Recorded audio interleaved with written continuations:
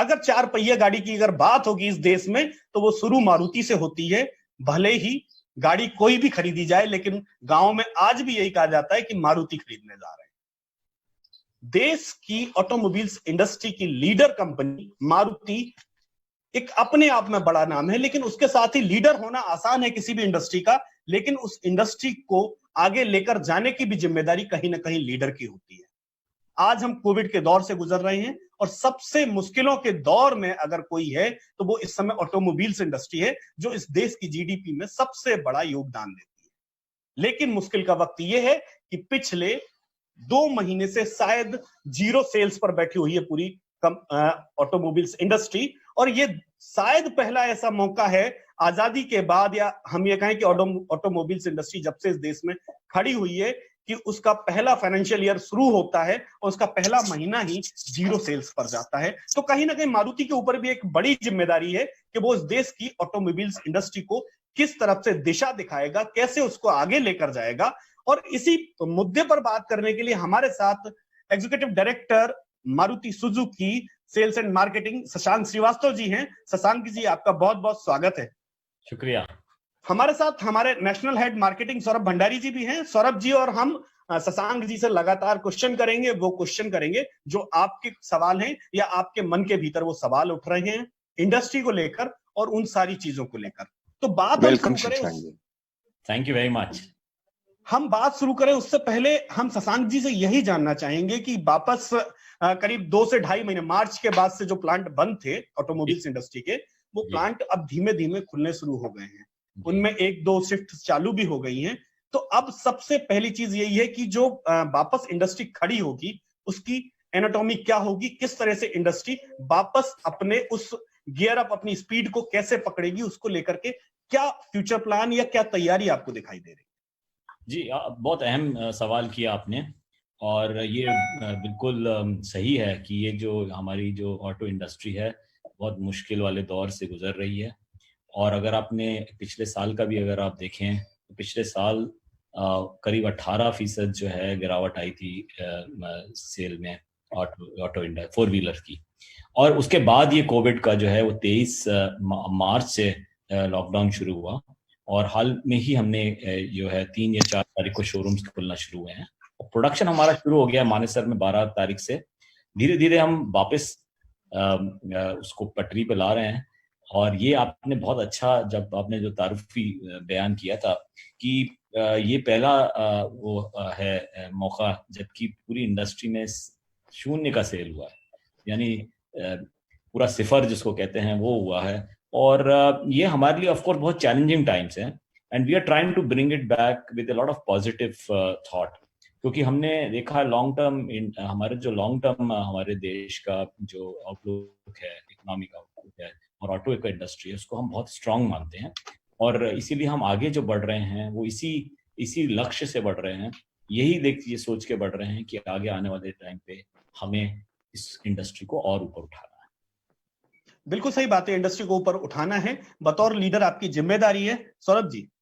शशांक जी, आपने automotive industry के बारे में बताया। लास्ट 1.5-2 साल काफी तकलीफ भरे निकले हैं। कई मुद्दे रहे हैं, BS4 to BS6 transition, road taxes, insurance.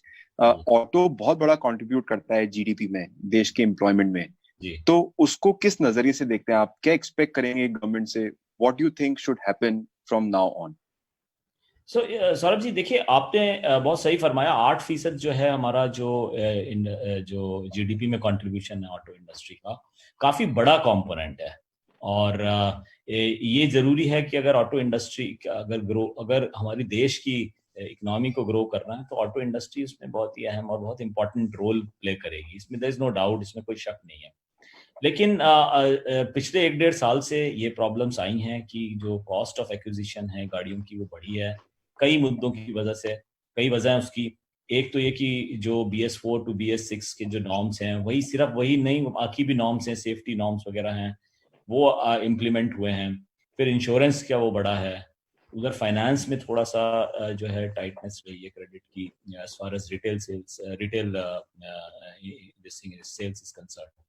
तो ये सब की वजह से ये जो है हमने मंदी का दौर देखा पिछले 1-1.5 साल में, और हम ये उभर ही रहे थे जब ये कोविड का जो लॉकडाउन वाला पीरियड है। बट मेरा ऐसा मानना है कि चूंकि जो इंडिया में जो पेनिट्रेशन है कार का 27 पर 1000 पीपल है, वो बहुत कम है अन्य देशों के मुकाबले। तो बेशक हमारे मुल्क में भी जो है आगे आने वाले दिनों में अच्छी ग्रोथ होगी, सेल होगी, खासकर ऑटो को लेके। तो हमारी यही कोशिश है कि किस तरह से इस इंडस्ट्री को जल्दी से जल्दी to get it back on track. And the first step, of course, has been made, because from 3rd or 4th of this month, actually, we started opening showroom. So far, we have opened more than 1,200 showrooms, and we have already delivered a few thousand vehicles, I think 4,000 or so. So I think going forward, we are going to be extremely positive. और जो initial जो रुझान आए हैं उससे तो पता चल रहा है कि अभी भी काफी दिलचस्पी है बायर्स को, और कुछ इश्यूज हैं जिसको लेके हम जो है इंडस्ट्री में बड़े नजदीकी से स्टडी कर रहे हैं और उसके करेक्टिव एक्शंस भी ले रहे हैं। सो होपफुली यस जी सौरभ, आपकी बातचीत से निकलता हुआ एक क्वेश्चन है शशांक जी, आपने बताया 27% पेनिट्रेशन है अभी। Does this differentiate between metro towns और tier 3 tier 4 markets? Actually it's not percentage, it is 27 per 1000 people पर 1000। या तो अगर आप देखें बाकी कंट्रीज में जैसे जापान हुआ या यूएस हुआ, there the penetration is around 750-800 per 1000, and in India, of course, it is 27. It is very small, it's less than actually Sri Lanka. But if you look at the urban and the rural divide, as you were saying, then definitely rural में penetration बहुत कम है. In some urban areas like Delhi, for example, it is gone to as high as 161 per 1000. Whereas like Goa है या पंजाब के कुछ areas हैं, वहां पे अच्छा पेनिट्रेशन, बट रूरल एरियाज में अभी भी काफी कम है. In fact is much less than even 27, because 27 is the national average. बिल्कुल सही बात है कि अभी रूरल एरिया में कहीं ना कहीं संभावनाएं ज्यादा है, पेनिट्रेशन कम है।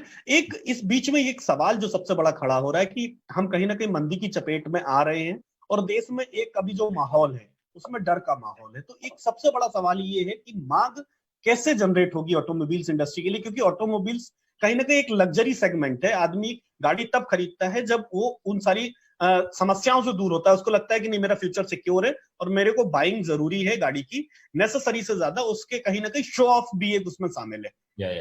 उसकी डिमांड को कैसे जनरेट करने के लिए, चाहे वो मारुति हो या पूरा ऑटोमोबाइल्स इंडस्ट्री। हाँ, तो बहुत ही आपने बहुत अहम सवाल ये किया है, क्योंकि बहुत अच्छा ऑब्जर्वेशन है. We always say in the industry car buying is actually a discretionary purchase. Discretionary मतलब it is not like food और it is not like clothes. It's a very involved in a discretionary purchase. Discretionary purchase में ये देखा गया है क्यों discretionary ये भी है, क्योंकि it's a second highest value of car of anything which you buy in your life time. Generally आप जो घर होता है उसको आप सबसे हाई वैल्यू का आइटम जो आप अपनी जिंदगी में खरीदते हैं, और जो सेकंड लार्जेस्ट आइटम होता है वो कार होता है. इसलिए बहुत इन्वॉल्व परचेज है और एक लग्जरी, जैसे आपने बोला, एक तरह से हिंदुस्तान में वो लग्जरी मान सकते हैं, बट बहुत रिक्वायरमेंट भी है. दूसरी चीज ये है कि जब ऐसा होता है तो सेंटिमेंट्स का बहुत अहम भूमिका रहती है. अगर सेंटिमेंट पॉजिटिव होते हैं तो सेल बहुत तेजी से बढ़ता है, और अगर नेगेटिव होते हैं तो डिस्क्रिशनरी प्रोडक्ट्स का सेल कम भी होता है. Now, when you say आज की डेट में when we are coming out of this COVID thing, obviously the sentiments are a little low, a little depressed. But the thing about sentiment is that it can change very fast, and it can get you very disproportionate results in the positive way. तो मुझे लगता है कि अगर आने वाले टाइमों में ये ऐसे कुछ एनवायरनमेंट में चेंजेस होते हैं या कुछ अच्छा नतीजे निकलते हैं, मान लीजिए कि ये जो वबा है, ये जो बीमारी है, ये अगर एकदम से खत्म हो जाती है या इसका कोई वैक्सीन निकल आता है या कुछ बहुत जल्दी इंप्रूवमेंट होता है, तो बाउंस बैक भी बहुत अच्छे से हो सकता है. तो सेंटीमेंट पे काफी कुछ निर्भर करेगा. अभी जहां तक डिमांड की आपने बोला कि जनरेट करने के लिए क्या करना चाहिए, देखिए जब ये लॉकडाउन पीरियड था तो हमने करीब 1.5 लाख कस्टमर से बात करी जिन्होंने ऑलरेडी गाड़ी बुक करा दी थी या जो बुक कराने वाले थे. तो एक दो चीजें बहुत ही क्लियर निकल के आई, और ये ऐसे क्लियर निकल के आई.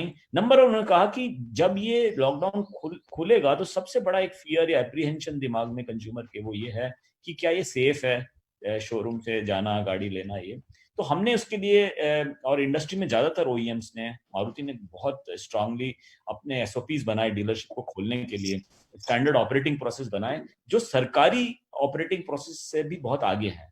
तो सरकार के उसमें क्या है डिफाइंड कि आप सैनिटाइजेशन करेंगे, थर्मल स्क्रीनिंग करेंगे, सोशल डिस्टेंसिंग वगैरह करेंगे। इसके बियॉन्ड जैसे हर कोई टेस्ट ड्राइव गाड़ी जो है, जैसे ही टेस्ट ड्राइव में कस्टमर गाड़ी में कस्टमर बैठता है, उसके बाद जब दूसरे कस्टमर को ऑफर की जाती है उसको पूरा सैनिटाइज किया जाता है। Same thing is with showroom vehicles, same thing is with delivery. हम एज मच कॉन्टैक्टलेस डॉक्यूमेंटेशन वगैरह कर रहे हैं। ये सिर्फ कस्टमर के सेंटिमेंट्स को पॉजिटिव और उनको थोड़ा सा स्ट्रॉन्ग, मतलब उनको एक कंफर्ट फैक्टर देने के लिए। दूसरा ये निकल के आया कि डिजिटलाइजेशन जो है वो एक बहुत बड़ा मुद्दा है।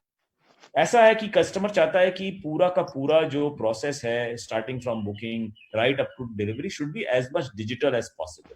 और डिजिटल में शरण जी, हमने तो इस पर बहुत रिसर्च करी हुई है पिछले 3-4 साल में, क्योंकि ये ट्रेंड आज का नहीं है, ये ट्रेंड कोविड की वजह से नहीं है, ये 3 साल से चल रहा है कि 28 पॉइंट ऐसे होते हैं जहां पे कस्टमर जब सोचता है गाड़ी खरीदने की और जब वो एक्चुअल डिलीवरी लेता है तो 28 पॉइंट पे टच पॉइंट्स होते हैं उसके। कंज्यूमर जाए के वो शोरूम पे जाएगा, वो ब्रोशर लेके आएगा, एक्सेसरीज देखेगा, वो बैंक में जाएगा, ऐसे करके 28 पॉइंट्स होते हैं। टेस्ट ड्राइव लेगा, फाइनली डिलीवरी लेगा। उसमें से 17 से 21 पॉइंट ऑलरेडी डिजिटलाइज थे, depending on the amount of digitization done by. अब जो बचे हुए हैं जो फाइनेंस से रिलेटेड हैं और कुछ टेस्ट ड्राइव और डिलीवरी से रिलेटेड हैं, अब टेस्ट ड्राइव और डिलीवरी तो फिजिकल ही रहेगी, तो हम इसको प्योरली डिजिटल नहीं कह सकते हैं, क्योंकि 28 जो पॉइंट्स हैं, टच पॉइंट्स, उसमें से हम चाहते हैं कि ज्यादा से ज्यादा डिजिटल हो जाए और कस्टमर भी यही चाहता है। और हमने इसीलिए इसको नाम दिया है फिजिटल का। फिजिटल इज कुछ पॉइंट्स जो हैं वो फिजिकल रहेंगे, जैसे टेस्ट ड्राइव देना या डिलीवरी देना, और बाकी पॉइंट्स को किस हद तक डिजिटाइज कर सके हैं वो कंज्यूमर की एक रिक्वायरमेंट है आज की डेट में। और यही हम देखने को मिल रहा है कि जो वेब इंक्वायरीज हैं जो 3-4% होती थी 3 साल पहले, वो आज पिछले साल के आखिरी में करीब 20% की हो गई थी। In fact the largest source of inquiries today is the web inquiry. So obviously what covid has done is it has accelerated the process. I think going forward, OEMs will have to work hard to make it as much smooth for customers to go through the digital route to revive the demand also. जो तीसरी चीज मैं आपको बताना चाहूंगा वो finance से related है। ऑटो फाइनेंस जो है 80% होता है जो टोटल गाड़ियां बिकती हैं, उसमें आज की डेट में जब थोड़ा सा कस्टमर के दिमाग में ये है कि वो थोड़ा लोअर गाड़ी की तरफ जाएगा क्योंकि उसकी इनकम लेवल शायद थोड़ी सी कम हो गई, तो इसके लिए जरूरी है कि फाइनेंस की अच्छी स्कीमें आए। और हम बैंकों से बात कर रहे हैं, सारे वो ये बात कर रहे हैं बैंकों से कि स्टेप अप स्कीम्स हो जिसमें शुरू में वो EMI कम दे, बाद में EMI ज्यादा दे, या जैसे रेपो रेट्स 75 बेसिस पॉइंट कम हुए हैं RBI ने किए हैं, उसमें से 40-45 बेसिस पॉइंट्स जो हैं वो बैंकों ने रिटेल में इंटरेस्ट रेट कम किए हैं। हम चाहते हैं कि जो टेन्योर ऑफ लोन है वो बढ़े ताकि EMI कम हो। तो इन सब चीजों पे बात कर रहे हैं बैंकों से, और ये सब जरूरी आगे आने वाले टाइम में हेल्प करेंगी डिमांड को जनरेट करने में। बिल्कुल सही बात आपने की कि डिमांड को जनरेट करने में हेल्प करेंगी। एक शशांक जी बहुत ही ऐसा सवाल है कि कई बार वो सवाल पर हो सकता है कि लोग थोड़ा सा मुस्कुराएं भी, कि जब आप ये कह रहे हैं कि हम डिमांड को लेकर बहुत ही पैशनेट हैं, पॉजिटिव हैं, तो उस दौर में सारे ऑटोमोबाइल्स इंडस्ट्रियां अपनी कैंपेन बंद कर देती हैं, अपने नए प्रोडक्ट की कैंपेन बंद कर देती हैं। तो जब आप कैंपेन बंद करके बैठे हुए हैं और आप उम्मीद कर रहे हैं कि डिमांड जनरेट होगी, ये दोनों एडवर्स कंडीशंस नहीं लग रही हैं दोनों? आप बोल रहे हैं इसमें विरोधाभास है, आप ये बोल रहे हैं कि ये दोनों थोड़ा अलग अलग है, कॉन्ट्राडिक्शन है। तो एक्चुअली कॉन्ट्राडिक्शन तो है, लेकिन मैं आपको बताऊंगा आज की डेट में क्या हो रहा है। जो मीडिया की जो हैबिट है वो कंज्यूमर्स की, वो काफी बदल रही है। काफी कुछ जैसे हमें देखने को मिला कि जो पैटर्न्स ऑफ रीडरशिप हैं अखबारों के, या जो पैटर्न्स ऑफ व्यूअरशिप हैं टेलीविजन के, या जो पैटर्न ऑफ यूसेज है डिजिटल में फॉर एग्जांपल या सोशल मीडिया हो, तो वो पैटर्न्स अब बदल रहे हैं। और ये हमें देखने को मिला, ये जो लॉकडाउन पीरियड था उसमें काफी हद तक बदल गए। जैसे आपने देखा होगा न्यूज का जॉनर जो है बहुत ऊपर उठ गया। तो आज की डेट में हम अपने मारुति सुजुकी की अगर बात करें, पहले हमने न्यूज में अपना इन्वेस्टमेंट्स कम रहता था, आज की डेट में हम न्यूज में इन्वेस्टमेंट ज्यादा करेंगे, क्योंकि लोग आज की डेट में उस पे ज्यादा जॉनर रीडरशिप और the genre viewership of news is suddenly increased. और इसीलिए ये जो आप पॉज देख रहे हैं, ये पॉज दो वजह से है। एक तो ये क्योंकि साल के शुरू में ये हुआ है, जैसे आपने शुरुआती अपने उसमें बोला था बातों में, तो क्या है कि एक हम एक रीसेट कर रहे हैं सारे लोग कि क्या कितना अमाउंट ऑफ बजट हम किस मीडिया में लगाना चाहिए, नंबर वन, और किस जॉनर में लगाना चाहिए, कि उसको जनरल जीसी के जॉनर में लगाएं या उसको स्पोर्ट्स में लगाएं या उसमें। अब देखिए स्पोर्ट्स है, आईपीएल में बहुत काफी इन्वेस्टमेंट था, मारुति सुजुकी ने भी इन्वेस्टमेंट आईपीएल में किया था, लेकिन अब वो आईपीएल जब हुआ ही नहीं, तो वो जो टोटल इन्वेस्टमेंट है, it's very large investment, would obviously go in places where there is now where the new readership is or new viewership is there or new usage is there.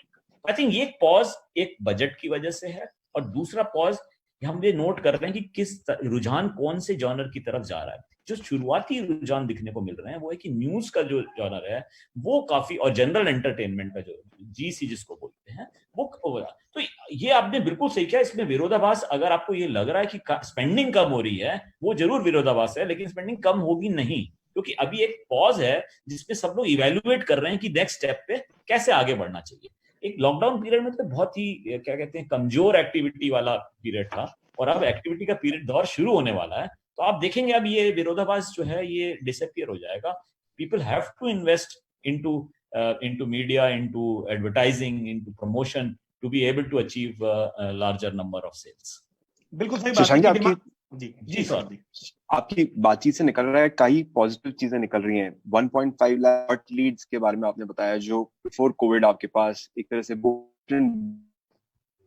Post Covid, during Covid phase monsoon अच्छा predicted है, रबी की फसल अच्छी हुई है, pent-up demand जो बन रही है, क्योंकि अब क्या होएगा, social distancing will lead to less avoid, I mean people will avoid public transportation.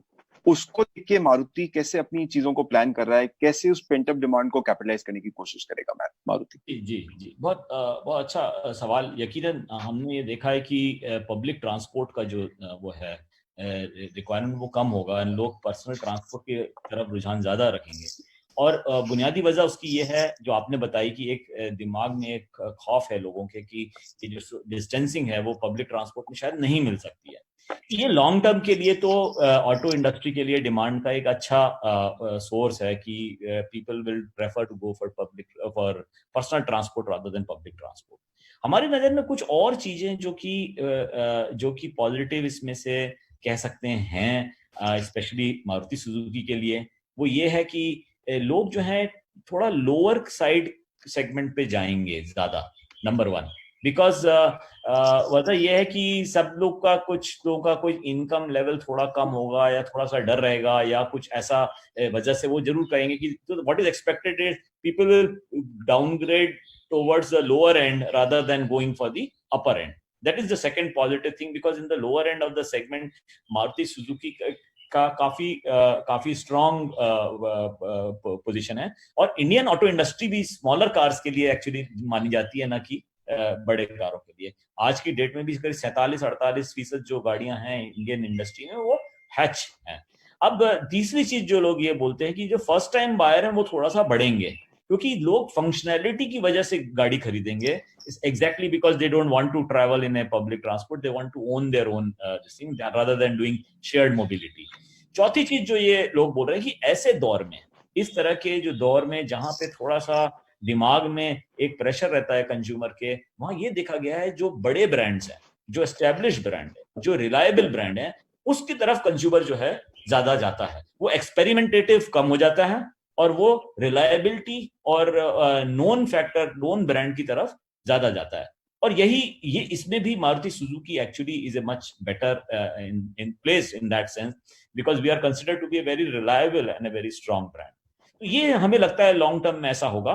एक और फैक्टर सौरभ जी आपको मैं बताऊं कि जो एडिशनल कार बाइंग है वो जो है स्मॉलर कार की तरफ ज्यादा रहेगी। और मैं ये कई बार ये मिसाल देता हूँ, एग्जांपल्स देता हूँ, जैसे my own daughter who have started working in Gurgaon since last 1.5 years, actually metro से जाती है। अब उसको, मेरे पास बड़ी गाड़ी है, लेकिन मैं अब नहीं चाहता हूं कि वो मेट्रो से ट्रैवल करे। Today she may not be able to afford a car on her own, so I will help her buy a car. In other words, there will be an additional car in my family, but I am not going to buy a big car for her. मैं उसके लिए अपनी कोई Ciaz type की गाड़ी नहीं खरीद के दूंगा।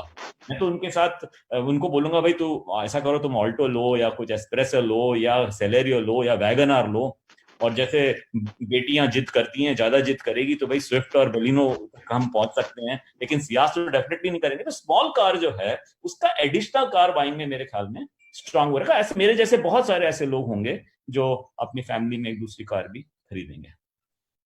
बिल्कुल सही बात कही आपने कि कहीं ना कहीं छोटी कारों का बाजार आएगा। तो एक अभी सवाल यूजर से भी हमारा आ रहा है कि कार बाइंग एक्सपीरियंस और डायनामिक्स दोनों चेंज होंगे पोस्ट कोविड। तो एज ए मारुति जो लीडर है पूरी इंडस्ट्री की, तो वो किस तरह से इसको प्लान कर रही है कि डायनामिक और दोनों चीजें जो चेंज होंगी, जो मार्केट पूरा सा पोस्ट कोविड होगा, उसको किस तरह से डील किया जाएगा? जी, तो जैसे मैंने थोड़ा सा जिक्र किया था इस दो बातों का, एक तो डिजिटलाइजेशन का मैंने जिक्र किया था, उस पर मारुति ने ऑलरेडी 3 साल से हम लोग काम कर रहे हैं, क्योंकि ये ट्रेंड कोविड की वजह से नहीं आया है। कोविड की वजह से, जैसे मैंने कहा, एक एक्सेलरेशन आएगा और ये परमानेंट सॉर्ट ऑफ होगा कि लोग डिजिटलाइजेशन, और ये आपको शरण जी आपको बताऊं कि ये जो फिनोमेना है ना, ये अब सिर्फ टियर 1 टाउन्स का नहीं है, ये टियर 2 टियर 3 टाउन्स का भी एग्जैक्टली वही फिनोमेना है। आज की डेट में 90% जो कस्टमर्स गाड़ी लेता है वो ऑलरेडी इंटरनेट के ऊपर और डिजिटल मीन से कंपैरिजन और ब्रोशर डाउनलोड वगैरह सारा करके आता है शोरूम में। तो वो तो शोरूम में अब विजिट्स जो है बहुत कम हो गई हैं। तो ये एक नया दौर आया है जबकि शोरूम में या कंज्यूमर का जो बाइंग बिहेवियर थोड़ा अलग हो गया है। और ये जैसे हमने बोला ब्रांड का जो एस्टेब्लिश ब्रांड है उसकी तरफ जाएगा, या इस टाइप का जो चेंज हुआ है, बुनियादी जो बदलाव है वो हो रहा है कस्टमर के बिहेवियर में, और उसके लिए मारुति सुजुकी सारे एक्शन ले रही है, including digitalization which I mentioned about. बिल्कुल सही बात है कि कहीं ना कहीं डिजिटलाइजेशन एक फ्यूचर है। सौरभ जी। शशांक जी, आपकी बातचीत से जो निकल रहा है, जो एक समरी निकल रही है, वो ये है कि हम एक सब रिबूट फेज में है। आप बता रहे हैं कस्टमर का एंगेजमेंट चेंज हो रहा है, जो बिहेवियर उसका चेंज हो रहा है। आप you are a veteran of this industry, क्या ऐसी चीज है जो ऑटो को आप रिबूट करना चाहेंगे? If you were to start post covid as a new vertical, ऐसी क्या चीज है जो आप चेंज करना चाहेंगे, बेस्ट प्रैक्टिस जो आप लॉन्च करना चाहेंगे और ऑटो में सब गाइडेंस देना चाहेंगे? Yeah, so like I mentioned, Saurabh ji, I mentioned, of course, that we will have to become give more opportunity to do most of these touch points. As much digitalization as possible is one thing. The finance part, we need to be very closely associated with banks to make sure that the financing schemes are now tailor-made for the consumers. Third is, even on the product side, we mentioned that maybe the product value equation of the consumers will change, so that our product plan should take care of that as well. Similarly, when we talk about network, we used to talk about how many cities we are covering, हम कितने गांवों में गए, कितने शहरों में गए, हम ऐसे बात करते थे। अब we have to also see our presence in the digital world. हमारे whether it is through GMBs or whether it is through Facebook web pages or through their own web sites, etc. So that will also be another face of consumer touch point. Third is, of course, as I mentioned, anything which is related to consumer behavior change, including media behavior change, for example, media consumption change. Those things also we need to take into account in our business plans. And Maruti will do that, as I am sure all other OEMs will also do. One additional point which Saurabh ji आपने पहले mention किया था, and I think I missed उसको मैं उसका वो नहीं कर पाया, पूरी तरह से जस्टिस नहीं देख पाया, कि आपने जैसे बोला कि रूरल अर्बन डिमांड जो है, उसमें रूरल में इस बार से रबी की फसल जो है काफी अच्छी हुई है, और मुझे बताया जा रहा है कि खरीफ की फसल की जो बोइंग जो सोइंग पैटर्न है, जो वो एक लार्जर हेक्टेयर में हो रहा है। But at the same time जो अर्बन एरियाज में माइग्रेंट लेबर जो इनकम लेवल ट्रांसफर करता था रूरल एरियाज में, बिकॉज वो अर्बन एरिया में काम करता था, इनकम ट्रांसफर करता था रूरल एरिया में, वो शायद थोड़ी कम हो जाएगी। But then sentimentally, I think rural areas are better placed because the containment areas are much smaller and they seem to have been less affected by this COVID thing. So I think on balance, and also looking at the past trends, rural should grow definitely faster. And I think that is also something which has to be taken into account in the business plan which OEMs in the auto industry have to make. Shashank ji, Maruti was much ahead in times. आपके 2500 plus sales points हैं, और मैं बात भी करता हूँ जब भी, तो आपकी Tier 3 Tier 4 मार्केट्स में भी डीलरशिप है। तो कहीं ना कहीं अगर उस डिफरेंशिएट करें, उस क्वेश्चन को, इस डिस्कशन को आगे ले जाए, तो metro versus regional markets, metro versus emerging markets की जो थ्योरी अपन डिस्कस कर रहे हैं, कैसे वो डीलरशिप अब आपको, आपके लिए एक तरह से ग्रोथ का नया डेल्टा खड़ा करेगी? क्योंकि कहीं ना कहीं जैसे अपन कहीं ना कहीं देख रहे हैं कि रीजनल मार्केट से वो ग्रोथ आएगी, पेंट अप डिमांड आएगी, और ये सब चीजें उसको कंट्रीब्यूट करेंगी। तो जो चीज आपने 10 साल पहले इन्वेस्ट करी है, वो अब कैसे आपको मददगार साबित होगी, उसके बारे में आप कैसे मोटिवेट करेंगे नेटवर्क? बहुत अच्छा सवाल, बहुत अच्छा सवाल। And I think you have done your research well, your knowledge is quite good, because you know in rural areas क्या होता है कि जो सेल करता है वहां पे, although this internet thing is spreading and people are getting much more savvy, I am sure, and it is reflected in their actual behaviour also. But वहां पे ना एक ऐसा रहता है कि जहां आप सेल्स पर्सन को या जो डीलरशिप को अच्छे से जानना चाहिए पर्सनली, बिकॉज वो छोटी जगह होती है, जितनी छोटी जगह होती है वहां पे आप पर्सनल टच और जो विश्वास जिसको कहते हैं, या जो एतबार जो वो होता है कंज्यूमर का, वो तब डेवलप होता है जब आप एक पर्सनली किसी से आप किसी को जानते हैं। तो वो चीज के लिए फिजिकल प्रेजेंस भी बहुत जरूरी है, क्योंकि कई लोग ऐसे बोल रहे हैं कि रूरल एरिया में भी अब इंटरनेट हो रहा है तो हम क्या है, वो तो सिर्फ एक नेट पे प्रेजेंस होना जरूरी है, बिकॉज बट वहां पे ना फिजिकल प्रेजेंस होना भी बहुत जरूरी है, सेल्स पर्सन का भी और सेल्स के जो पॉइंट्स हैं उसका भी। और सर्विस तो कड़ी होगी अगर आप सिर्फ सेल्स के लिए टच पॉइंट करते हैं, बट गाड़ी सर्विस कैसे होगी? बिकॉज वो तो फिजिकल चाहिए ना, उसके लिए तो आप वो नेट के ऊपर तो सर्विस के लिए गाड़ी नहीं भेज सकते। तो उस लिहाज से हमें चाहिए कि फिजिकल टच पॉइंट्स भी जरूरी हैं, और वो चीज के लिए जैसे आपने बोला मारुति का एक वो कॉम्पिटिटिव एडवांटेज है, क्योंकि हम जो हैं रूरल एरियाज में भी हमारा फिजिकल प्रेजेंस है और हम उसको अभी और बढ़ाएंगे। इस तरह से जो डिमांड है जो वहां पे फ्लावर कर रही है, जिसको कह रहे हैं जो बढ़ रही है, उसको हम एडवांटेज ले सकते हैं। And that is true I think for all OEMs, that if they want to take advantage of rural demand, they will also have to be physically present there and expand their footprint in that area. That gives you the belief to the consumer, the confidence to the consumers, especially rural consumer, to come and buy the products. बिल्कुल सही है। कहीं ना कहीं rural को एक जो आमने सामने का जो भरोसा है वो कहीं ना कहीं सबसे ज्यादा जरूरी होता है। एक शशांक जी, तब सवाल ये खड़ा जरूर होता है जब आप कह रहे हो डिजिटलाइजेशन की बात कर रहे हैं, आप चाह रहे हैं कि हम सीधा शोरूम के बजाय सीधे हम परचेज करें और डायरेक्ट डिलीवरी अपने घर पर ले लें, एक ऑप्शन ये। बट सबसे बड़ा सवाल ये कि आप एक एवरेज जो है कि गाड़ी का 5 से 7% शोरूम का जो नेटवर्क है, जो नेटवर्क पर खर्च हो जाता है, अगर उसको हम बाहर कर दें तो यूजर को उसका क्या फायदा मिलेगा? क्या उसको कुछ प्रोडक्ट सस्ता मिलेगा या कुछ उसको इस तरह की रिलीफ मिलेगी क्या आने वाले वक्त? ये कॉस्ट स्ट्रक्चर तो कम ही होगा अगर आप जो बोल रहे हैं, लेकिन वो मेरे को ऐसा उम्मीद नहीं है कि वो बहुत जल्दी ऐसा होगा कि वो पूरा जो ढांचा इंफ्रास्ट्रक्चर वो डिसमेंटल हो जाएगा, क्योंकि जैसे मैंने बोला it is not about digital, it is phygital. Phygital में क्या है, कस्टमर जो है कोई जो बड़ी वैल्यू की चीज होती है वो देखना और टच जरूर करना चाहता है खरीदने के पहले। आप फर्ज करिए अगर आप एक मकान लेने के लिए जा रहे हैं तो सिर्फ एक इंटरनेट पे आपने मकान देखा और उसको आपने क्लिक करके आप नहीं खरीदेंगे, आप जाके जरूर देखेंगे कि उसकी एंट्री कैसी है, उसका आसपास का एरिया कैसा है, किस तरह के लोग रहते हैं, उसको वो सूरज किस तरफ से आता है, ये सब चीजें आप जो है उस पर फिजिकली देखना चाहेंगे। It is not like a purchase of a book कि वही आपने 200 रुपए की या 300 रुपए की बुक खरीदी, वो शायद आप बिना देखे भी कर सकते हैं, खरीद सकते हैं। तो ये जो फिजिकल इंफ्रास्ट्रक्चर है ये कहीं पे डिसअपियर नहीं होगा।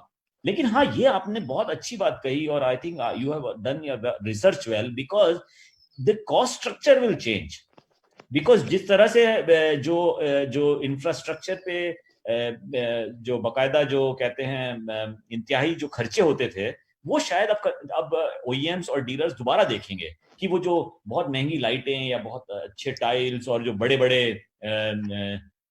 ताजमहल तो नहीं कहूंगा, बड़े बड़े शोरूम्स वगैरह जो रहते हैं, वो शायद उस पर एक दोबारा विचार होगा कि भाई ये ऑप्टिमम साइज के होने चाहिए, और वो जो खर्चा बचेगा उसका फायदा जरूर या तो कंज्यूमर को रहेगा या वो डीलर को रहेगा या सबको मिलके रहेगा। बट ये जरूर है कि कॉस्ट स्ट्रक्चर्स चेंज होंगे, there is no doubt about that. बिल्कुल, कॉस्ट स्ट्रक्चर चेंज होंगे। और एक बात ये भी आ रही कि पोस्ट कोविड के बाद जिस तरह की चीजें हैं कि डिमांड को लेकर के कहीं ना कहीं कंपनियां ऑफर की तरफ भी बढ़ेंगी कि कुछ एक्साइटिंग ऑफर या उस तरह की चीजें जो होंगी जिससे कि बाइंग जो बढ़े, तो क्या कुछ इस तरह के प्लान है क्या? जी देखिए, ऐसा है कि ये ना पूरा डिमांड और उसका वो रहता है, सप्लाई और डिमांड का एक इक्वेशन होती है। और ये मैं आपको बता दूं, ये जो डिस्काउंट की आपने बात करी वो डिपेंड करता है कि ज्योग्राफी टू ज्योग्राफी क्या है, और दूसरा मॉडल टू मॉडल क्या क्या क्या वो है।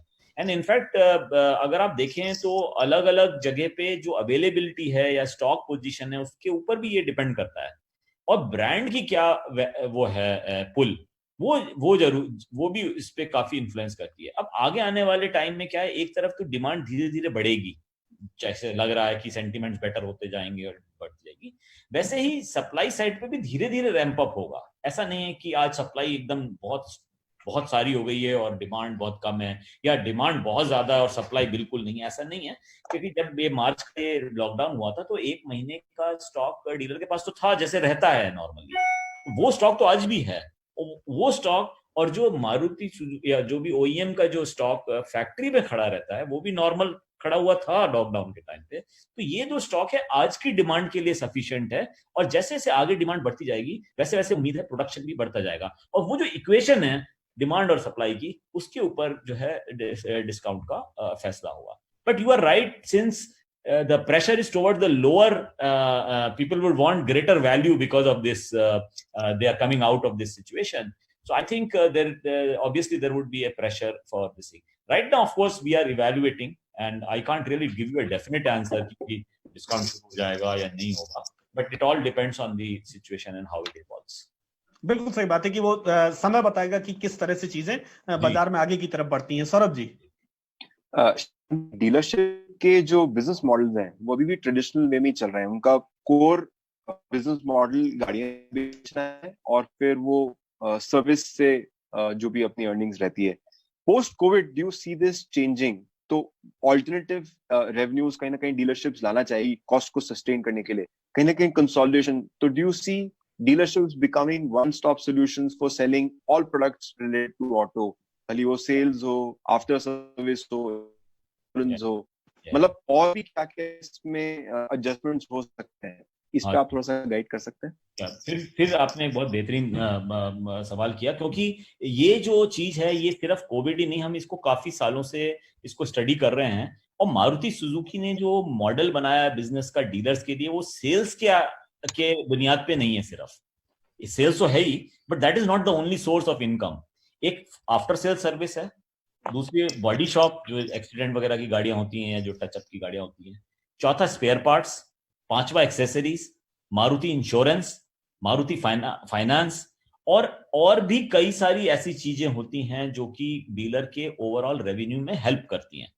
अब आपको ये जान के हैरानी होगी सौरभ जी कि अप्रैल में हालांकि सेल जीरो था, एक भी गाड़ी नहीं बिकी, लेकिन 3 लाख से ज्यादा इंश्योरेंस की पॉलिसी, मारुति इंश्योरेंस की पॉलिसी कटी है रिन्यूअल की।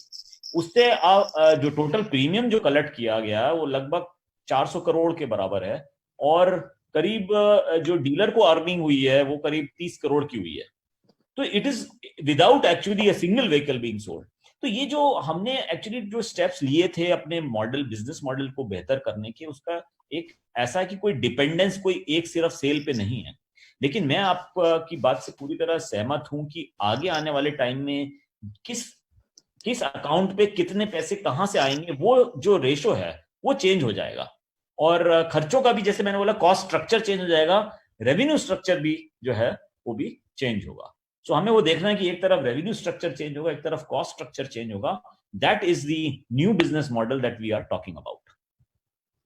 शशांक, इस देश में फिर से वापस मेक इन इंडिया की बात हो रही है, और अभी भी ये कहा जाता है कि ऑटो इंडस्ट्री का एक बहुत बड़ा जो हिस्सा है वो अभी भी हम दूसरे देशों से इंपोर्ट कर रहे हैं। तो वो एमएसएमईज को या तो इंडिया में लाने की बात हो रही है या यहाँ पर डेवलप करने की बात हो रही है। तो as a market leader Maruti क्या कुछ इस तरह की चीजें प्लान कर रही है या उस तरफ उस दिशा में बढ़ने की कोशिश कर रही है? देखिए, लोकलाइजेशन जहां तक मारुति सुजुकी का है और कई और ओईएम भी हैं, काफी हाई है इस समय। ऐसा नहीं है जैसे हमारे तो मोस्ट ऑफ दी हमारे जो लोकलाइजेशन प्रोडक्ट का वो 90%, 91-92% है जो लोकलाइजेशन है। और इसलिए जो इंपोर्ट कंटेंट जिसकी आप बात कर रहे हैं वो अब धीरे धीरे हर कंपनी चाह रही है कम करने की, और ये आज की बात नहीं, ये 25 साल से चल रहा है। क्योंकि जब शुरुआत हुई थी तो हम सारी टेक्नोलॉजी सारी उसके लिए हमारा कोई लोकल वेंडर बेस नहीं था, लेकिन अब हमारा वेंडर बेस बहुत अच्छा हो गया है और अब हम लोकलाइजेशन काफी कर चुके हैं। इवन नए मॉडल जो इंट्रोड्यूस होते हैं उसमें हम start up with 85-87% of localization for example. तो वो ट्रेंड तो अभी आगे कंटिन्यू करता ही रहेगा। और आपको ये जान के भी खुशी होगी, जो एक्सपोर्ट करते हैं वो भी इंडिया का एक्सपोर्ट काफी बढ़ रहा है, गाड़ियों का एक्सपोर्ट बढ़ रहा है। अभी आप देखेंगे कुछ तो ऐसे कंपनीज हैं जिनकी exports are much more than the sale in the domestic market by a very good margin. मतलब अगर वो यहाँ पे 1 लाख गाड़ी बेचते हैं, वहां 2 लाख गाड़ी एक्सपोर्ट करते हैं, इस तरह का भी वो है रेशो। तो ये जो ट्रेंड है एक्सपोर्ट का वो बढ़ाना है। हाँ, एक चीज मैं आपको जरूर कहूंगा कि चूंकि ये वॉल्यूम का बिजनेस होता है, ऐसे कुछ पार्ट जरूर होते हैं जिनकी फैक्ट्रियां हर देश में नहीं लग सकती। एक कॉमन होगा, जैसे कई जगह ऐसा है कि थाईलैंड में ही एक पर्टिकुलर वो है, या कोई यूरोप में बन रहा है, या चाइना में बन रहा है। ऐसे कुछ पार्ट्स ऐसे हैं जो कि also based on the time taken etcetera. So globalization को बिल्कुल एलिमिनेट तो नहीं कर पाएंगे, and I think that is not the idea also. The question is how much we can export more and localize more and more, which I think the trend is already on for the last many years. बिल्कुल सही बात है कि trend कहीं ना कहीं उस तरफ जा रहा है। एक अभी जो जिस तरह से भाई अगर आपकी इंडस्ट्री में मारा ही तो आपसे जुड़ी हुई एमएसएमई पर भी कहीं ना कहीं ये एक प्रेशर आया है, वो भी एक मुश्किल का सामना तो कहीं ना कहीं कर रहे हैं। तो उनके लिए किस तरह के प्रयासों की जरूरत है, चाहे वो सरकारी लेवल पर हो और चाहे एज ए मार्केट लीडर आप जो कंपनियां हैं वो अपने साथ जुड़ी हुई एमएसएमई है उनको खड़ा करने के लिए कर रहे हैं। जी। अब देखिए एमएसएमई का आपने बहुत अच्छा किया बात करी, क्योंकि एमएसएमई जैसे वेंडर्स हैं हमारे या कुछ डीलर्स हैं, they also fall under this category. Although currently जो एमएसएमई का बेनिफिट है वो करेंटली डीलर नहीं उठा पा रहे हैं because this category is excluded, but we are trying to represent to the government that they should be included also. वहां पे क्या है कि ये जो 1-1.5 महीने से रिटेल नहीं हुआ, तो जो बेसिक प्रॉब्लम है वो कैश फ्लो का प्रॉब्लम है। और कैश फ्लो के लिए ये जो स्कीम निकली है अभी जो हमारी फाइनेंस मिनिस्टर ने 2-3 दिन पहले हुई, वो बहुत अच्छी वो है कि उससे गवर्नमेंट बैक्ड गारंटी के जो लोन्स हैं वो एमएसएमईज को मिल सकते हैं, हमारे कुछ वेंडर्स हैं उनको मिल सकते हैं। गवर्नमेंट बैक्ड लोन्स में क्या है कि वो इंटरेस्ट रेट हमेशा कम रहता है, क्योंकि बैंक एक तरह से निश्चिंत रहता है कि इसके पीछे गवर्नमेंट की गारंटी सॉर्ट ऑफ है, तो इसलिए वो इंटरेस्ट रेट कम होता है। इससे जो कैश फ्लो की प्रॉब्लम है वो काफी हद तक सॉल्व होती है। और ये बहुत अहम है हमारे सेक्टर के लिए कि कैश फ्लो का जो है वो कैश का जो वो है वो चलता रहे flow. That is very important in business. बिल्कुल सही बात है। कैश क्रंच कम होगा, लिक्विडिटी जितनी ज्यादा इंडस्ट्री में आएगी उसका कहीं ना कहीं वो डिमांड को कहीं ना कहीं पुश करने में मदद करेगी। जी सौरभ जी। एब्सोल्युटली। शशांक जी, मारुति एक पिनिकल पोजीशन में है, great customer loyalty, great product, value पूरी मिलती है। आपकी सेल्स मीटिंग में आप कैसे टीम को मोटिवेट करते हैं कि नेक्स्ट लेवल पे कैसे जाए? क्योंकि अमूमन उनका होता होगा कि सर हम 2 में से तो एक गाड़ी हमारी बिक रही है, हम 58% मार्केट शेयर पे हैं, मारुति पे खड़े उतरते हैं। आप एज अ बिजनेस लीडर कैसे मोटिवेट करते हैं टीम्स को नेक्स्ट लेवल पे जाने के लिए? Yeah, so I think very difficult. This is, I think, the most difficult part. How to keep your team chasing something which gives them it gives them a challenge. How they can motivate themselves, or you can motivate them to motivate themselves to take up those challenges. ये काफी strong, काफी difficult चीज है. And what we try to do is we try to break into micro level and see wherever we are weaker, we must have a push. For example, I'll tell you, अगर मैं कुछ जैसे उदाहरण दे सकते हैं, जैसे हमारा कुछ शहरों में मार्केट शेयर ओवरऑल तो हमारा 51% है मार्केट शेयर, बट कुछ शहर ऐसे भी हैं जहाँ पे हमारा 42% है, 44% है, 45% है। तो हमें वो टीम को वो चैलेंज रहता है कि भाई इन शहरों में ऐसा क्या है जो कि हम नहीं कर सकते हैं, तो why don't we take up the challenge that every this thing should be at 50% or whatever। या हम ऐसे कर सकते हैं चैलेंज की देखिए वो पेनिट्रेशन ऑफ एक्सटेंडेड वारंटी है, वो उस एरिया में इतना है, इस एरिया में कम क्यों है। या इस टाइप की हम चैलेंजेस दे सकते हैं कि ओवरऑल इस रीजन का मार्केट शेयर कम क्यों है, उधर ज्यादा क्यों है, दूसरी जगह ज्यादा क्यों है। या इस एरिया में कॉम्पिटिटर की ये गाड़ी क्यों ज्यादा बिकती है, हमारी क्यों नहीं इसमें बिकती। इस तरह के जो माइक्रो लेवल चैलेंजेस हैं which actually lead to the macro results is what we keep telling our sales people. And of course, one of the things we keep telling them is as market leaders, it's I think someone mentioned it, it is easier to go to the top rather than stay at the top. And staying at वो एक factor वो भी होता है कि उनको ये बताना पड़ता है कि psychologically that you have to be on your toes all the time, and market expects you to be on your toes. Market ये एक्सपेक्ट करता है लीडर से कि वो जो लीडरशिप पोजीशन के हिसाब से आगे काम करें। तो एक आगे दूरदर्शिता दिखानी, हमें आगे की सोच दिखानी है, वो चीज हम अपने सेल्स वालों को और अपने पूरे टीम को ये बार बार बताते हैं। And I think it keeps them motivated and keeps them challenged to do higher to take up higher challenges. आप बिल्कुल सही कह रहे हैं सर, क्योंकि मारुति से लेगेसी रही है तो एक एक्सपेक्टेशन रहती है कि बेस्ट प्रोडक्ट, बेस्ट कॉन्फिडेंस रहता है।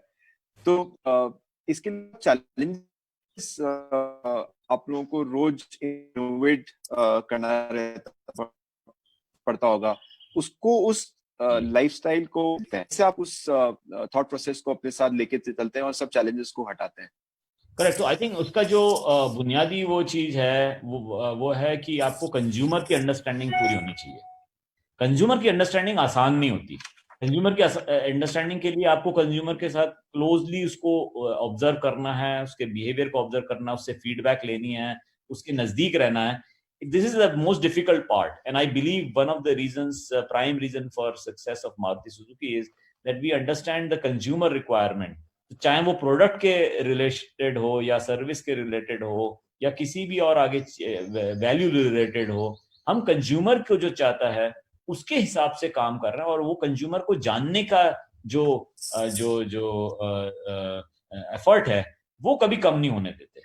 And I think that is what is most important, whether it is the type of products you bring in, the design, the performance parameters, the service, the after sales, the whatever you do, as long as you keep in mind what the consumer requirement is, that is the most important element of success.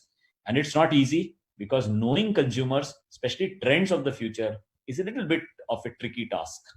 Shashank ji, आपसे जानना चाहेंगे, जो आपने consumer behaviour का बोला, how does Maruti keep understanding this consumer करता है, वो कैसे रहती है कंज्यूमर बिहेवियर को प्रिसाइसली अंडरस्टैंड करने की?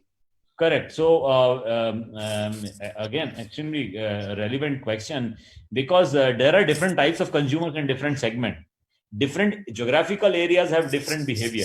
So, the idea is to segment customers in different ways, whether by geography or by income levels or by any other factor, or the type of vehicles they want, or also what is known as psychography, कि वो किस तरह की सोच उसकी किस तरह की। So इस पूरे क्लासिफिकेशन और सेगमेंटेशन के बाद हमें स्टडी करना रहता है, what is it that this particular segment wants, what is it that is the requirement of a particular segment of consumers.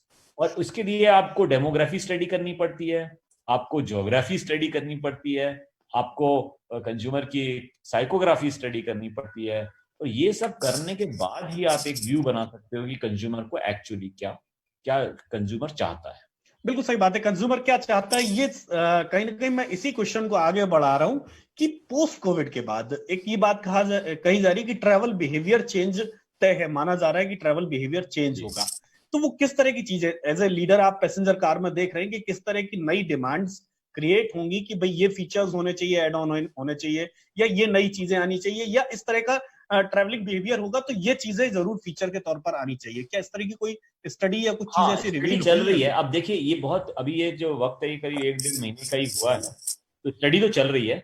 जो एक्सेसरीज में निकल के आ रहा है वो तो इमीडिएटली ये है कि लोग चाहते हैं कि वो एक कार के जो सामने का और जो पीछे का जो पोर्शन है, ड्राइवर का और जो पीछे का पोर्शन है, उसके बीच में इस टाइप की एक्सेसरी हो जो कि एक सेपरेशन, एक प्लास्टिक सेपरेशन हो, एक ट्रांसपेरेंट प्लास्टिक हो, हार्ड प्लास्टिक का वो सेपरेशन, या सैनिटाइजेशन का जो है वहां पे एक अवेलेबिलिटी हो जिससे कि बार बार आप स्टीयरिंग व्हील को सैनिटाइज कर सकते हैं, या ऐसा कोई मटेरियल हो जिसको स्प्रे करके आप जो है उसको सैनिटाइज कर सको अपने सीट्स को या दरवाजों को वगैरह वगैरह। इस टाइप की जो रिक्वायरमेंट है जो कि इमीडिएट और जो बहुत ऑब्वियस रिक्वायरमेंट है उस पे तो एक्सेसरीज के थ्रू काम हो रहा है, लेकिन जो बुनियादी अगर कोई बदलाव आ रहा है, अगर कोई फंडामेंटल चेंज हो रहा है, उस पे हमारी अभी तहकीक चल रही है। And when we get the research finding, we will be able to see what directions is there a fundamental change of the requirement in the product itself. That's a different. But my personal thing is the fundamental change of product may not be required, but the type of thing like shared mobility और इस type की जो चीजें हैं, P2P जो cell होता है, P2P जो टैक्स जो कार शेयरिंग है या राइड हेलिंग है, वो टाइप की जो फिनोमेना है उसमें बुनियादी बदलाव आ सकता है। बिल्कुल सही सही बात है। उसमें कहीं ना कहीं एक बदलाव तो नजर आएगा, शेयरिंग कैब से लेकर के कहीं ना कहीं लोगों के भीतर जो एक डर है वो कहीं ना कहीं एक तनाव तो देगा। सौरभ जी। शशांक जी, मैं कंज्यूमर एक्सपीरियंस को, कंज्यूमर बिहेवियर के क्वेश्चन को आगे ले जाना चाहूंगा। हम बात करें इनोवेशन की प्रोडक्ट्स में, क्या कुछ टाइम बाद ऐसा आएगा जब डीलरशिप्स में लोग और मेक योर ओन कार, जिसमें उनको वेरियस परम्यूटेशन कॉम्बिनेशंस का ऑप्शन अवेलेबल होगा कि आप इतनी पावर रख सकते हैं, अपहोल्स्ट्री ऐसी हो सकती है, इंटीरियर्स होंगे, इतनी पावर होनी चाहिए, ये टाइम क्या जल्दी आने वाला है? जी बिल्कुल। देखिए आपको ये शायद अगर आप हमारी वेबसाइट पे जाएं तो वहां पे ना एक कॉन्फ़िगरेटर कहते हैं, वहां कॉन्फ़िगर करके देख सकते हैं कि अगर आप ये एक्सेसरी लगाएंगे तो क्या ये कलर कैसा होता है, इंटीरियर ये होंगे तो क्या होंगे। You can actually make your own car, you can say not make your own car, I mean in some ways you can have a choices कि ये होना चाहिए, ये होना चाहिए। और ये ऑलरेडी हम देख रहे हैं कि शुरू में तो इसमें ज्यादा ट्रैक्शन नहीं था, लेकिन अब हाल फिलहाल में last couple of years actually traction इस कॉन्फ़िगरेटर पे बढ़ रहा है। तो ये कॉन्फ़िगरेटर जो आप जिसका जिक्र कर रहे हैं, ये आगे आने वाले टाइम में और बढ़ेगा, इसमें कोई शक नहीं, क्योंकि पर्सनलाइजेशन का जो ये दौर सा चल पड़ा है हर चीज में है। ये सिर्फ हमारे कार बाइंग में नहीं है, चाहे वो आप कपड़ों से लेके कोई भी उसकी चॉइस करते हैं उसमें, या म्यूजिक की चॉइस, वो धीरे धीरे मोर पर्सनलाइजेशन की तरफ बढ़ रहा है कंज्यूमर बिहेवियर। और ये चीज आपको हमारे जो कॉन्फ़िगरेटर जो हमने बनाया है उसमें, उसके यूसेज में हम ये पैटर्न ऑलरेडी देख रहे हैं। बिल्कुल सही बात है कि ये कहीं ना कहीं एक पैटर्न बन रहा है कि आप इमेजिनेट कर रहे हो अपनी चीजें कि मुझे किस तरह की कार होनी चाहिए, किस तरह का घर होना चाहिए, एक शौक है। एक सवाल बार बार ये निकल करके आ रहा है कि ऑटो इंडस्ट्री की जो, अगर मैं कहूँ पैसेंजर कार की जो हालत है, वो पिछले 1-2 साल के जो 2 फाइनेंशियल ईयर गए हैं, सेल कहीं ना कहीं डिक्लाइन हुई है जी। अब कोविड आ गया है, तो अब कहीं ना कहीं ऑटो इंडस्ट्री के सामने कैसे ये चैलेंज है कि इस पूरे डिक्लाइन मार्केट से आपको पहले तो मार्केट को नॉर्मल करना है, उसके बाद ग्रोइंग कंडीशन में ले जाना है, तो किस तरह से वो चैलेंज को एक्सेप्ट करेंगी कंपनियां? हाँ, तो मैंने जैसे शुरू में जिक्र किया था, चाहे वो फाइनेंस स्कीम्स को लेके हों, अफोर्डेबिलिटी को लेके हों, कार प्रोडक्ट का अवेलेबिलिटी को लेके हो, या उसके सेलिंग मेथड हो, चाहे डिजिटलाइजेशन हो या जो भी इंटरेक्शन हो, इन सब चीज को लेके हमें देखना है कि आगे क्या स्थिति बनती है।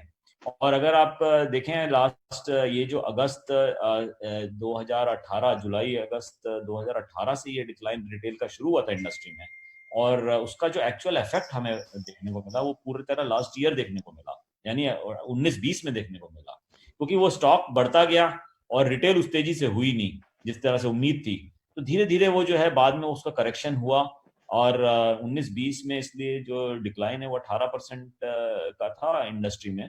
और आगे आने वाले टाइम में एक्चुअली बेसिक ट्रांसपोर्टेशन का रिक्वायरमेंट तो मैंने जैसे कहा रहेगा, और ग्रोइंग इकोनॉमी में जैसे हिंदुस्तान की इकोनॉमी है, ग्रोइंग इकोनॉमी में I think and with the low penetration of cars in our society per 1,000 people, I think going forward we are quite bullish about the future. बिल्कुल सही बात है कि फ्यूचर तो है। एक आपने कहा कि छोटी कारों का बाजार कहीं ना कहीं वापस खड़ा होगा, एक जो थोड़ा लोग एसयूवी की तरफ जा रहे थे उससे ज्यादा मुझे लगता है कि मिडिल सेगमेंट बढ़ेगा।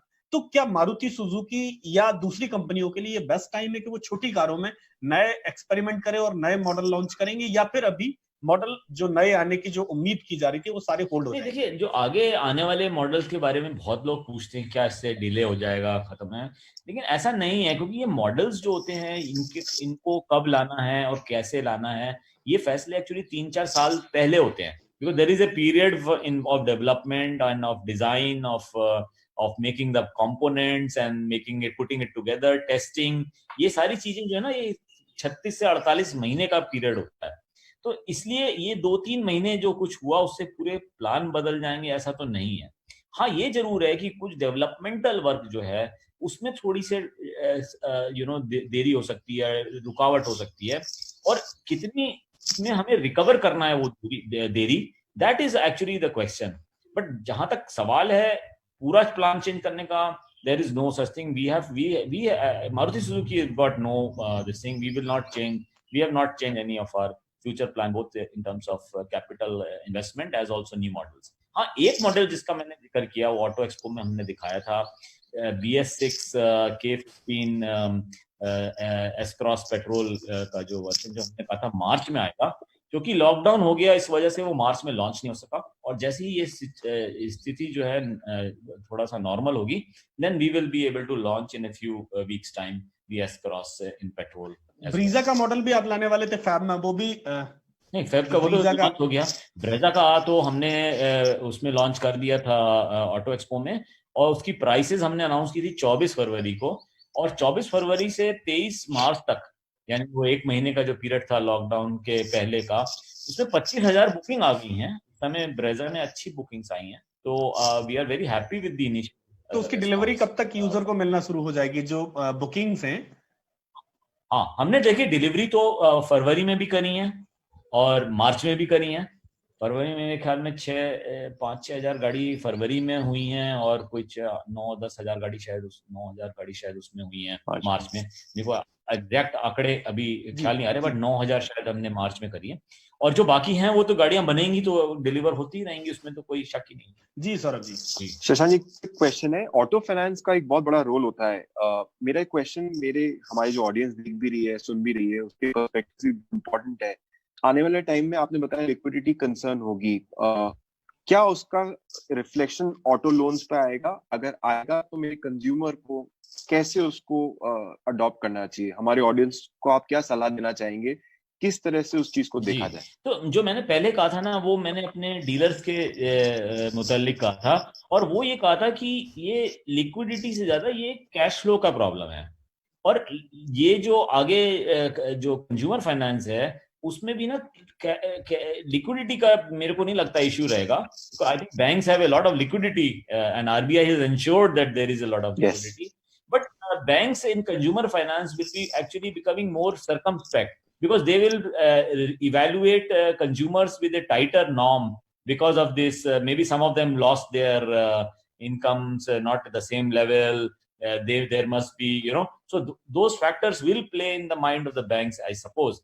So what we are doing is we are in touch with banks because, as you said, consumer financing is very important. 80% of the vehicles which are sold are through finance. So finance तो बहुत जरूरी चीज है, and we have therefore been interacting with banks कि कैसे वो scheme निकालें जिससे अफोर्डेबिलिटी बढ़े।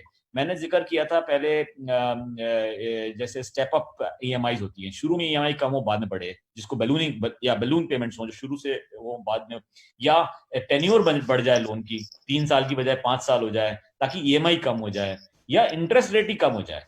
अब रेपो रेट देखिए RBI ने कम किए 75 बेसिस पॉइंट अभी हाल पिछले उसमें मीटिंग में, और कई बैंकों ने फिर इंटरेस्ट रेट, रिटेल रेट भी कम किए हैं, जैसे SBI, HDFC वगैरह ने 45 बेसिस पॉइंट कम किए हैं। तो ये सब हेल्प करेगा कंज्यूमर्स की अफोर्डेबिलिटी के लिए। एक और चीज है, जो डाउन पेमेंट है उसको कैसे कम करना है, उसके लिए भी हम बैंकों से बात कर रहे हैं, ताकि जो इनिशियल पेमेंट जो कंज्यूमर करता है अपनी गाड़ी के लिए वो कम रहे, तो उससे अफोर्डेबिलिटी बेटर हो जाएगी।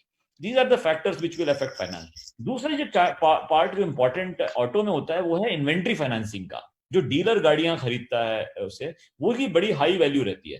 अब जो रिक्वायरमेंट है इंडस्ट्री की, लगभग 25,000 करोड़ की रिक्वायरमेंट है इंडस्ट्री की इन्वेंट्री फंडिंग की at any point of time. If you take 30 days of inventory, वो 25,000 करोड़ की के करीब होती है। तो वो वहां पे भी बैंकों के साथ बातें सारे OEMs कर रहे हैं कि कैसे अच्छे टर्म्स में बैंक इन्वेंट्री फंडिंग दे सकें, and the banks are also playing a very positive role in this, I must say.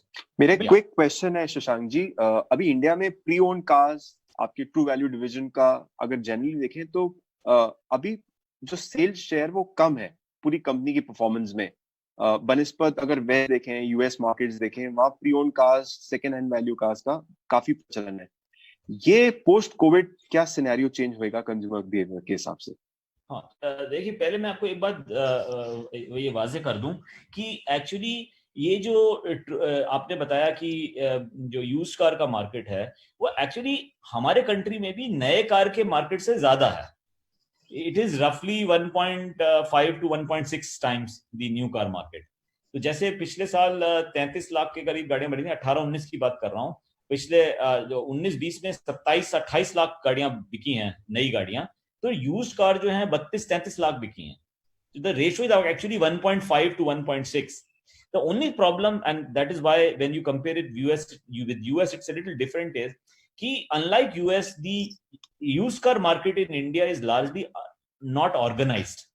जो organized players हैं, जैसे ट्रू वैल्यू आपने बताया, ट्रू वैल्यू और जैसे बाकी कुछ मैन्युफैक्चरर्स हैं, महिंद्रा है, होंडा है, टोयोटा, इनके भी जो यूज कार के जो डिविजन्स हैं, ये करीब 18% है पूरे उसका इंडस्ट्री का, सेल्स का, हाँ, यूज्ड कार के मार्केट का 18% है।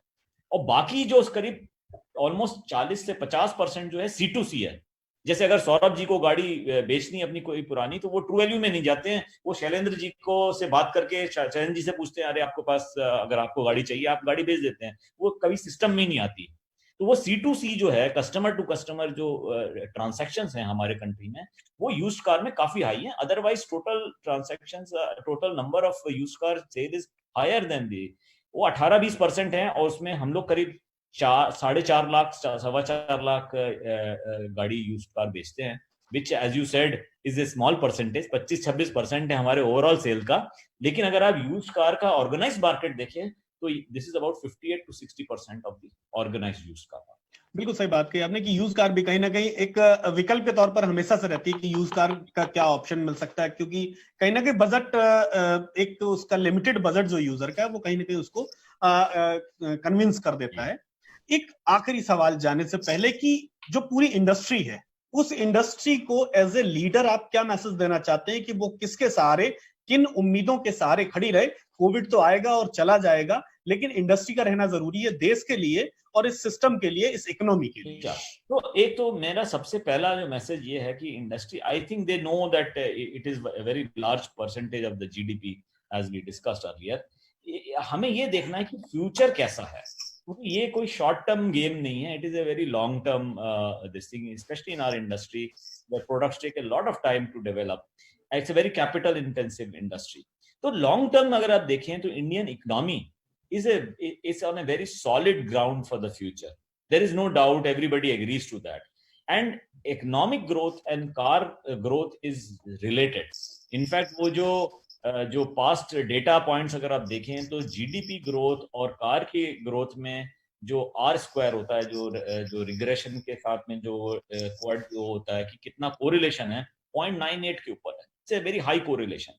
तो अगर इंडस्ट्री, अगर हमारी इकोनॉमी ग्रो करेगी तो definitely auto industry also will have a very positive future. Secondly, जैसे मैंने बताया, penetration of car 27 per thousand is very small considering that India is a developing country, there is a long way to go. Third is जो सौरभ जी ने भी mention किया कि rural demand also will keep going up because of the geographical spread of prosperity. तो ये सब देखते हुए मैं तो यही कहूंगा कि industry should be very positive about the future and we should work with a long term objective, while we must look at the short term and how to do best in the short term, but our real effort and real thought should be for the long term. This is my message to the industry, in fact to all industry. बिल्कुल सही बात कही आपने कि कहीं ना कहीं भरोसा तो है, चीजें फिर उसी बात पर हम आ रहे हैं कि कुल मिलाकर के चीजें फिर वापस खड़ी होंगी। फिर थोड़ा सा एक वक्त है जिसको कहते हैं कोविड का एक माहौल है जो कहीं ना कहीं मुश्किलें खड़ी कर रहा है, लेकिन ये एक ठीक वैसा ही है कि शाम हुई है, शाम के बाद सूरज ढला है, लेकिन सुबह फिर होगी और हम फिर नए सूरज के साथ उठेंगे और इंडस्ट्री और इकोनॉमी दोनों को लेकर के वापस खड़े होंगे। हमारे साथ जुड़े हुए थे मारुति सुजुकी के एग्जीक्यूटिव डायरेक्टर शशांक श्रीवास्तव जी, जो बता रहे थे कि कैसे ऑटो इंडस्ट्री पैसेंजर कार को लेकर के पैशनेटेड है और वापस इस बात के लिए भरोसेमंद है कि मांग वापस आएगी और वापस गाड़ियां बिकेंगी और वापस देश खड़ा होगा, इकोनॉमी खड़ी होगी। शशांक जी, आप हमारे साथ जुड़े, इसके लिए बहुत बहुत धन्यवाद आपका। शुक्रिया। सौरभ जी, आप हमारे साथ रहे, इसके लिए बहुत बहुत धन्यवाद। और हमारे जो यूजर्स देख रहे थे उनका भी बहुत बहुत धन्यवाद। हम फिर मिलेंगे एक नए सब्जेक्ट पर, नए गेस्ट के साथ। पत्रिका कीनोट सैलून में हम बात करेंगे फिर एक नए मुद्दे पर। तब तक के लिए नमस्कार।